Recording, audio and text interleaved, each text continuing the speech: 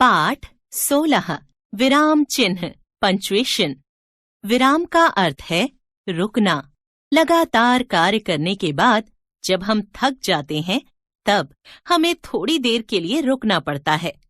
इसी प्रकार भाषा में बोलते या लिखते समय अपने भावों को स्पष्ट करने के लिए बीच बीच में रुकना पड़ता है। इस रुकावट को प्रदर्शित करने के लिए कुछ चिन्हों का प्रयोग किया जाता है। इन्हें ही विराम चिन्ह कहते हैं। इस प्रकार हम कह सकते हैं, भाषा के लिखित प्रयोग के समय जहां हमें थोड़ा या अधिक रुकना पड़ता है, वहां प्रयुक्त चिन्ह विराम चिन्ह कहलाते हैं। हिंदी में प्रयुक्त होने वाले कुछ विराम चिन्ह इस प्रकार हैं। 1. अल्प विराम। लिखते या पढ़ते समय हम जहां थोड़ी देर के लिए रुकते हैं, वहां अल्प विराम लगाते हैं, जैसे नीतू, प्रीति, आशा और टीनू बाजार गए। 2. अर्धविराम। जहां पर अल्प विराम की अपेक्षा कुछ अधिक तथा पूर्ण विराम की अपेक्षा कुछ कम समय रुकना पड़ता है, वहां पर अर्धविराम लगाया जाता है, जैसे सूरज निकला, सवेरा हुआ और चिड़ियां उड़ गईं। 3. पूर्ण विराम। वाक्य पूरा होने पर पूर्ण विराम लगाते हैं, जैसे आदेश अपने विद्यालय चला गया।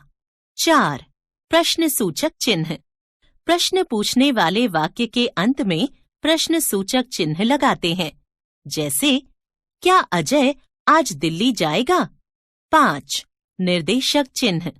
किसी बात के स्पष्टीकरण से पहले संवाद कथन में पात्र के नाम के बाद और किसी के कथन से पहले निर्देशक चिन्ह लगाते हैं, जैसे गांधी जी ने कहा, सदा अहिंसा का पालन करो।